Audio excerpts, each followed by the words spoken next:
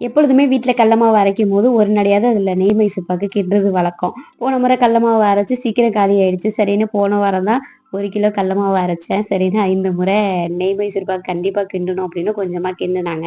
எதா இருந்தாலுமே அதிகமா கடையில வாங்குனதே கிடையாது. வீட்லயே எதா இருந்தாலும் செஞ்சு சாப்பிடுவோம். வீட்ல நம்ம கைப்பட நம்மளா சுத்தமா செஞ்சு சாப்பிடும்போது அது நல்லதா கெட்டதோ நமக்கு புடிச்ச மாரி தான் இருக்கும். என்ன அவங்க கிண்டும்போது கூட எல்லாத்தையும் எடுத்து குடுத்தா கரெக்ட்டா கிண்டி குடுத்துருவாங்க. அதுக்கு ஃபர்ஸ்ட்டு 1 கப் அளவுக்கு கடல மாவு வறுத்து எடுத்துட்டு, அது கூட 1 கப் அளவுக்கு எண்ணெய் சேர்த்து நல்லா கலந்து வச்சுட்டு, 2 கப் அளவுக்கு சுகர் சேர்த்து எண்ணெய் சட்டில நல்லா கிண்டிட்டு, அடுத்து 1 கப் அளவுக்கு நெய். 1 கப் எண்ணெய், 1 கப் நெய் இல்லன்னா ஃபுல்லாவே 2 கப்புமே நெய் ஊத்திக்கலாம். நெய்க்கு வெண்ணெய் தான் வாங்கிட்டு வந்திருந்தாங்க. அததான் உருக்கி செஞ்சிருந்தோம். நல்லா எல்லாத்தையுமே நல்லா கிண்டிட்டு, நெய் கக்கறதுக்கு முன்னாடியே தட்டுல நல்லா நெய் தடவிட்டு ஊத்தி, ஆற வச்சுட்டு கட் பண்ணோம்னா நல்லாருக்கும். ஆக்சுவலா பாப்பா தான் மேல தூவிட்டு இருந்தா. ஆறலாம் விடல. ஆறுறதுக்கு முன்னாடியே பாதி காலி ஆயிடுச்சு. நல்லா வாயில போட்டோனே கரையிற மாரி இருந்துச்சு. Okay friends.